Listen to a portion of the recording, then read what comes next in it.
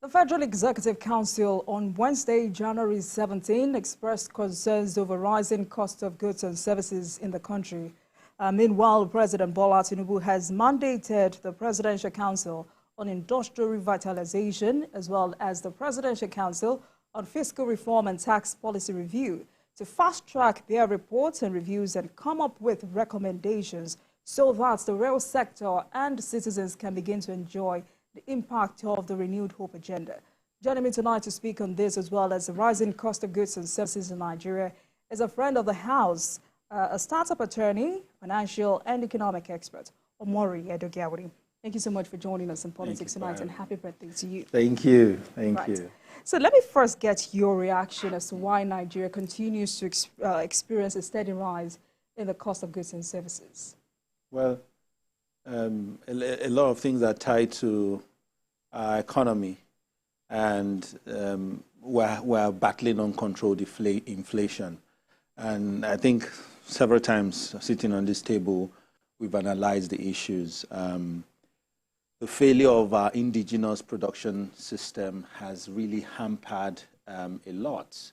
The indices of production, infrastructure, power, access to finance, have been key factors that have inhibited local production. So Nigeria is still heavily reliant on imports for sustenance. And one of the key things when it comes to import is FX. FX plays a pivotal role in such transactions. And then if we have scarcity of it, if we have shortage and challenges with our Naira, stability, that in turn will affect our ability to source FX to import, because we don't have an economy that is developing locally. The challenges for local production, continue to stifle indigenous production. And so even those that are able to deal in the market are having to struggle very strongly with people who are importing and who are not faced with the challenges that they face, right? So those are the factors, really. When you talk about inflation in very simple terms, what are you saying? A lot of money is chasing fewer products. Why is that? Those fewer products have become expensive. And I like to give an elementary analogy. And I say when the small denominations begin to phase out, you don't see the 20 nairas, the 5 nairas, the 50 nairas anymore. It's a sign that really something is going wrong. Because in developed economies, the largest denominations you have are the 50s or at best the 100s, but they deal mostly even with the 5s and even with the coins.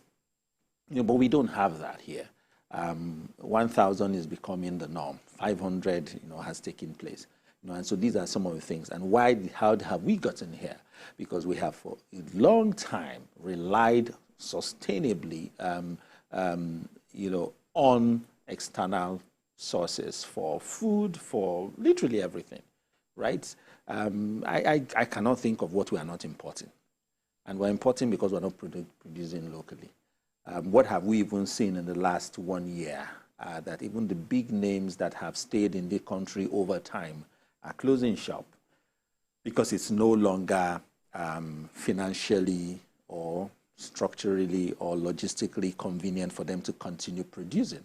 Some have been poached by neighboring countries that have provided a more enabling environment for them to thrive in their businesses. So really, the issues, we can gerrymander around it. We can speak for very long. But the fact is, we really know why the cost of living has gone up. Yes, and I'm sure you're aware of the fact that there are diverse opinions on what exactly is responsible for this rise in cost of goods and services. But some Nigerians have also said, should the sellers be excused?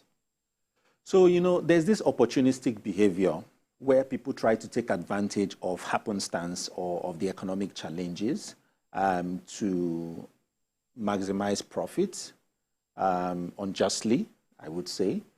So that is in itself is a Nigerian problem. I always give an analogy that, the day the president was sworn in, immediately after his brokers, I drove out of the house, right? And what I noticed as I got into the major road, where all the major filling stations along that road started shutting their gates. And, you know, we're saying to people, oh, we have closed, we're not selling anymore. And that was in response to the president's statement that subsidy is gone. Now, does that mean that the fuel they had in their dumps and that they were selling at that time were subject to that? No. But just that opportunistic behavior to capitalize from this statement, right?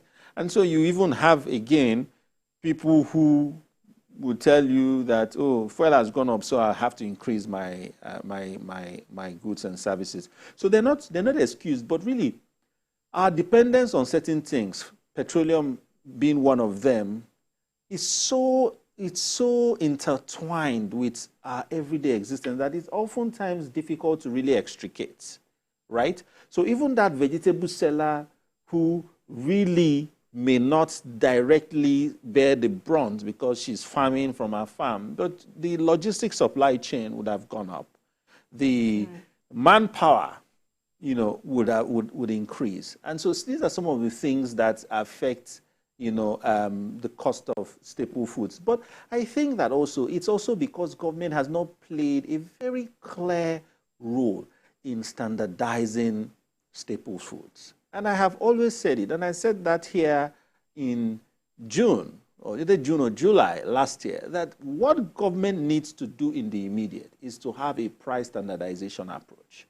What are the key things that affect these traders that are interfacing with the common man, you and I? How can we bridge the gap? And so, first of all, I was completely against the 8,000 naira subsidy because it did not make any sense to me, right? I said, rather than that, channel it towards providing some measure of buffers to the indices that lead or drive to the end user. So, for instance, food. One of the biggest challenges we have in food is the supply chain logistics, right? The logistics have failed us.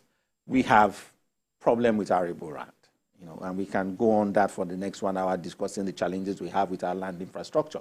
You have 200,000 kilometers of road, only 60,000 are arable, right? So what happened to the others? And if we do not start fixing our road network, you know, security is another challenge. A lot of the farmlands, especially... Because I was going to ask, is it security over logistics or logistics over security? No, so both of them are intertwined. So 10 years ago, or 5 years ago, or 10 years at least, you would say that you can drive from here to a very far part of the country, you know, to buy products and drive back.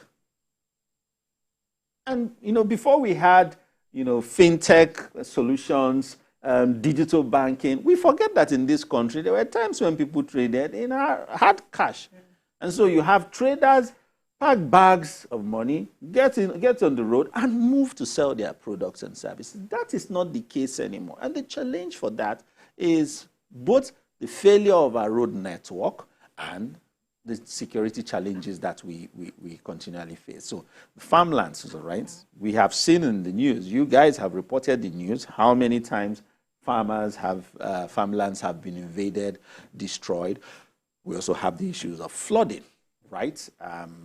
Which has affected rice production, you know, so considerably. So these are all the issues that we face. And a lot of them are repeated. A lot of them happen off cycle, right? So what is the solution?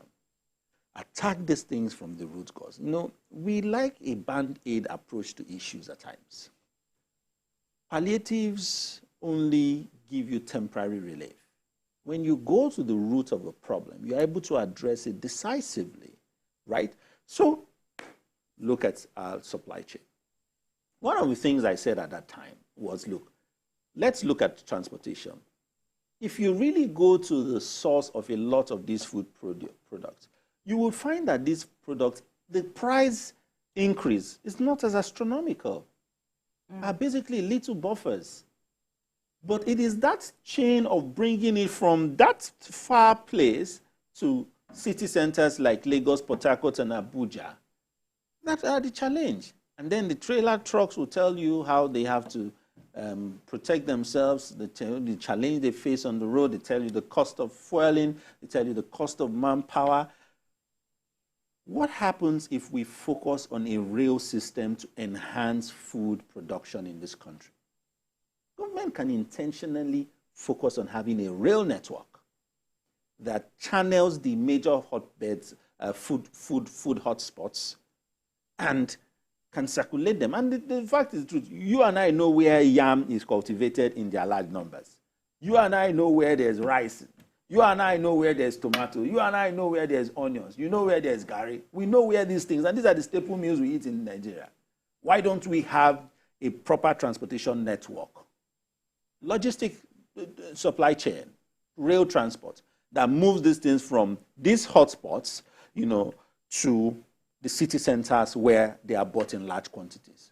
We've seen records where foods were being moved from some part of the north to Lagos, and a lot of them rotted because they were on the road for days and the road was bad. Why should these things even be going by road? Why should we not have systems in place where there are train stations? So all I need to do is, if I'm a farmer in Kwara Namoda, is to take my product, to the next train station, lodge them in, and then a trader in Lagos is receiving them at the train spots and selling. And then the financial institutions can come in, and it's business for everybody. Right. So before we go further into the solution and dealing with the fundamentals, I mean, Yes. You've talked about security, proper transportation network. You've also talked about logistics.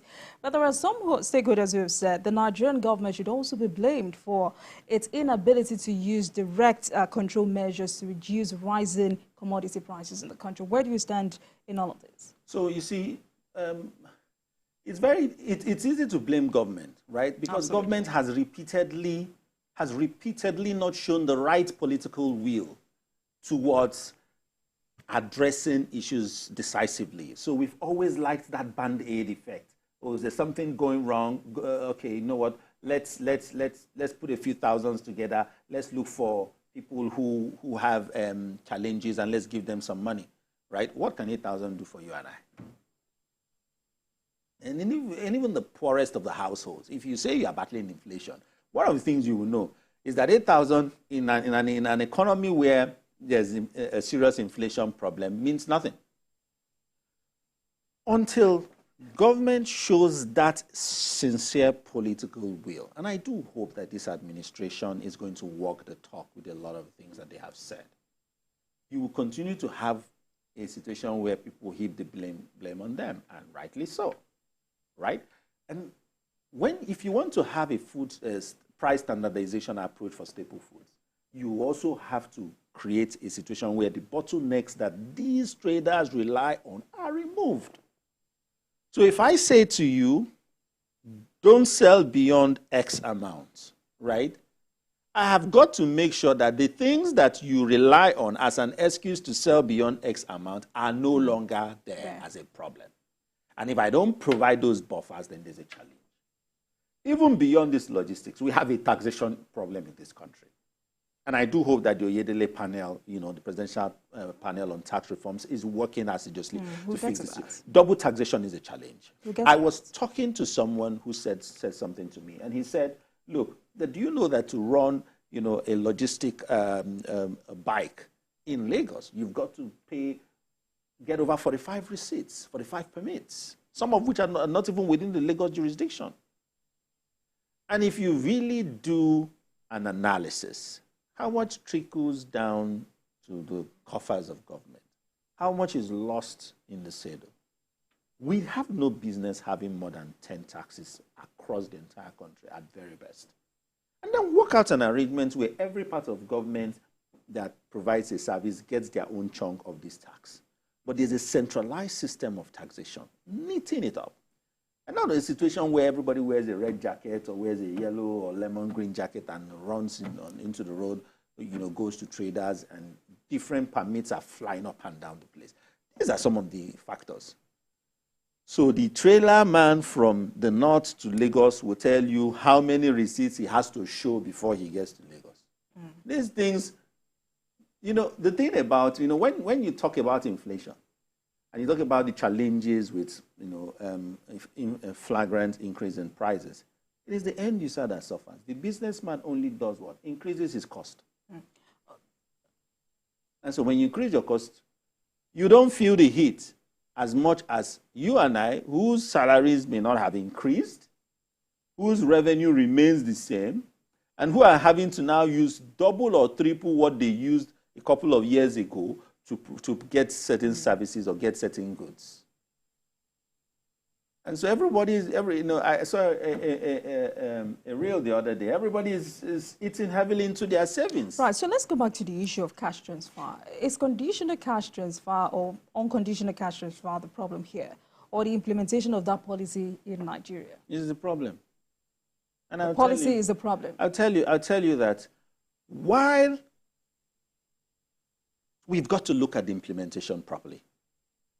Data does not lie. And government have got to start relying intentionally on data, on clean data, on doing an impact analysis. And for me, the President Tinubu administration got something right when they set up an evaluation and monitoring unit headed by Hadiza Bala Usman, and where they are now getting ministers and heads of MDAs to sign performance bonds. That in itself will keep them accountable, and that will push for intentional impact assessment. So the thing is, we like to bandy figures. We like go out on the street and ask how many very indigent people, if they have received any monies, and ask them what those monies will do for them within what particular time frame. But if you channel it towards ensuring that food becomes cheaper, one, channel it towards providing sustainable employment, no matter what, increasing minimum wage, improving the standard of living, you will find that even the poorest of the poor that need support will get some buffers from relatives who now can save a little bit more because they are spending less. But for how long would you continue to give people money? Even if government wants to dash everybody 100,000 naira to finish. But if government puts a plan in place and invests into rail transportation to solve the food supply chain logistics in this country, the cost of yam will come down. The cost of a bag of tomatoes will come down. The cost of onions will come down. What will happen? My wife will spend less. When she goes to my tool with the money, she will spend less. Why? Because she's not going to be paying as much as she used to pay before. And then maybe one relative somewhere in the village will be able to get an allowance from us because we can save better. When you give them 50,000, they're going to the same market that you and I are going to. What I even would prefer is what government is also doing for micro businesses by providing buffers, and those are the shoemakers, the vulcanizers, helping them with small grants and buffers to improve their business in that small scale.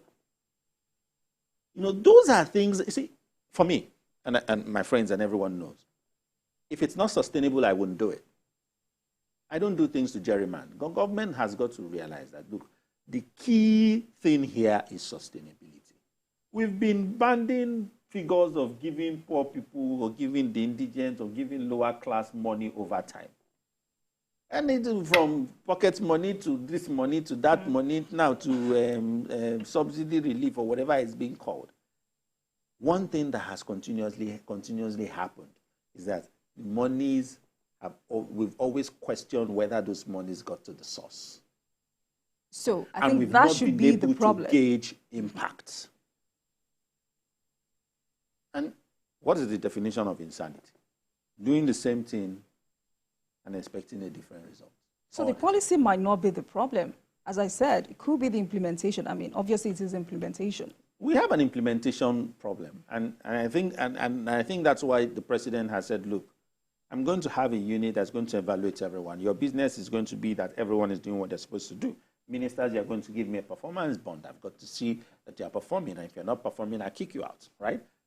So that will help. And so every minister who is saddled with implementing a government policy must now look at it all over again and see that it's not business as usual. All right. That we've got to do the right thing. Fantastic. So we still remain a highly import-dependent economy. But with this as our lot, what should government do to, one, boost investment?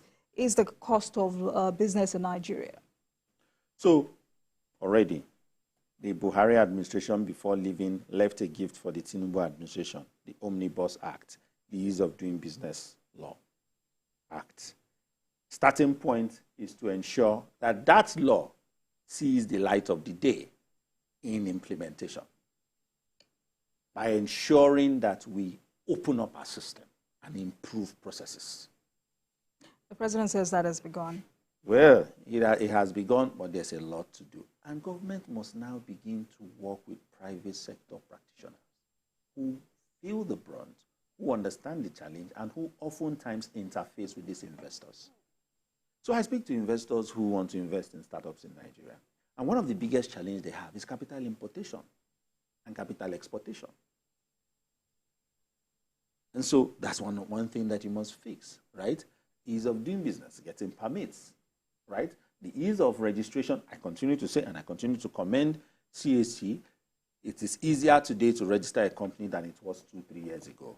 You can do it on the comfort of your telephone anywhere in the world. You get your certificates and you move. And that's like what we see in the States. And so we're improving there. But one of the key things that the Ease of Doing Business Act does is that it makes governments singular, which means that if I go to Ministry A for approval and it's supposed to go to 4 other ministries, Ministry A is obligated to see it through across all the ministries.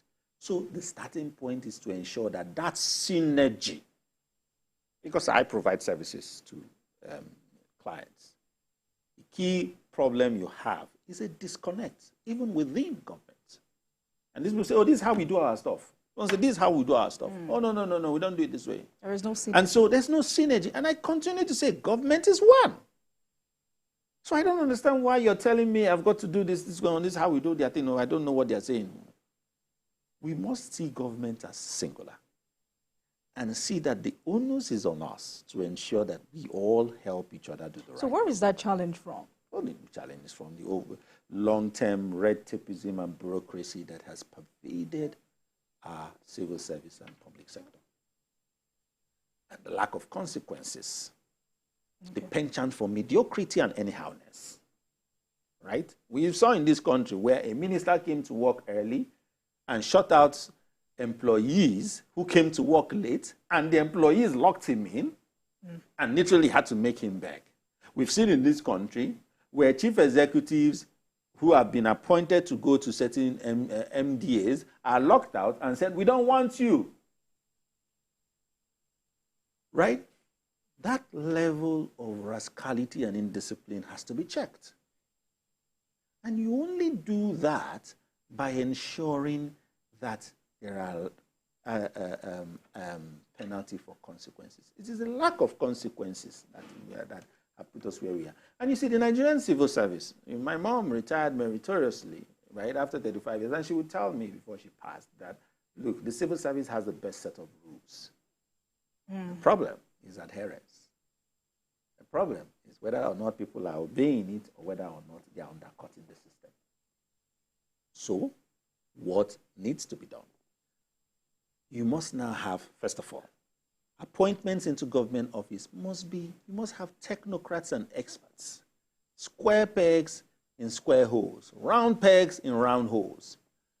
The era of appointing people into technical offices because of political affiliation or proximity to power has done us more harm than good.